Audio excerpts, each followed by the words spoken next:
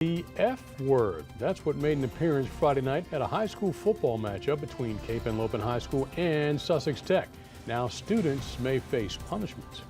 Good evening, I'm Paul Butler. And I'm Maxine Bensel. This is WBOC News at 7. On Monday, WBOC Sports first reported on a sign that's created some concerns in Sussex County. The sign had the F word followed by the word tech.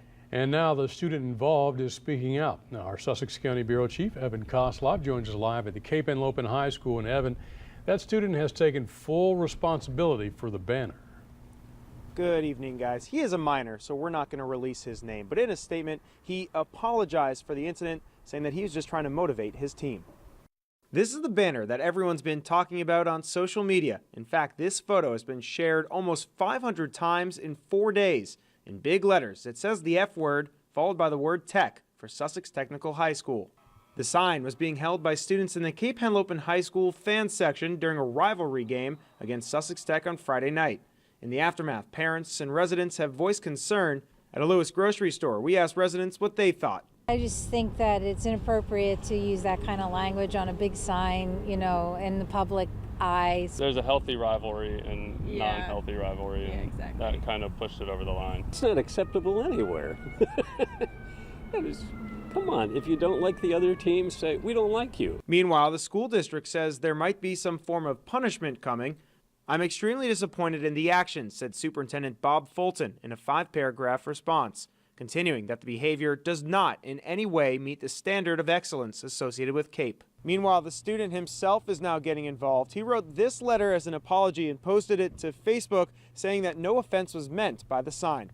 I did not make the sign to insult any school, the student said, continuing that it was purely made to motivate the team and student section. But no doubt, social media has fueled this story. Dina Viscount of Lewis says without it, we'd probably not be talking about this story.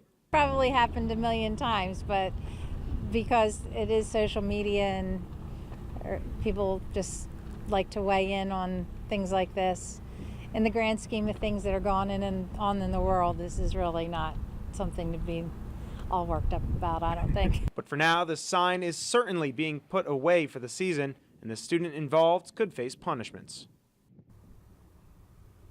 So I spoke with the district about what sort of punishment the student might face. They offered no specifics, but they did say, quote, they take anything like this very seriously. Reporting here in Sussex County, I'm Evan Kozloff, WBOC News in Lewis.